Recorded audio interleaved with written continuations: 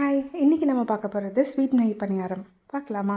அதுக்கு நான் 1 கப் அரிசியை ஊற வச்சு எடுத்துட்டுருக்கேன். அது கூட ஒரு வாழைப்பழம், 1/2 கப் தேங்காய் துருவல், 3 ஏலக்காய், 1 பிஞ்ச் உப்பு சேர்த்துண்டு அதுக்கு 3/4 டம்ளர் நான் பாக வெல்லம் எடுத்துட்டுருக்கேன். பாக வெல்லம் போட்டதுனால்தான் நீங்கள் நன்னா டேஸ்ட்டு நன்னா இருக்கும், சீக்கிரமாகவும் அரைப்படும். நல்லா நைஸாக அரைச்சிண்டு அது கூட நான் தேங்காய் பல்லாக கீறிண்டு அதுக்கு ஒரு டேபிள் ஸ்பூன் சுக்கு பொடி ஆட் பண்ணிகிட்டுருக்கேன்.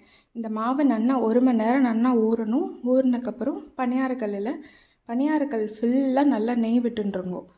நல்லா நிறக்க நெய் விட்டுண்டு நீங்கள் மாவு விட்டேல்னா தான் பணியாரத்தை நீங்கள் திருப்பும்போது கீழேயும் பால் மாதிரி நல்லா வரும். இல்லாட்டி நீங்கள் இப்போ திருப்பு இல்லையோ மாவு ஊற்றிட்டு இந்த பாருங்கோ, அந்த மேல் பக்கம் மட்டும்தான் நல்ல பால் மாதிரி வரும். கீழ்ப்பக்கம் கொஞ்சம் அமர்ந்த மாதிரி இருக்கும். ஃபுல்லாக நெய் விட்டுருங்கோ. நெய் விட்டுண்டு அதுக்கப்புறம் நீங்கள் பணியாரத்தை 2 பக்கமும் திருப்பும்போது நல்ல ஒரு ஸ்ப்ரிங் பால் சைஸ்க்கு நல்லா அழகாக வரும் பணியாரம். இது நல்ல பொறுமையாக ஸ்லோ ஃப்ளேமில் வச்சு நீங்கள் எடுங்கோ.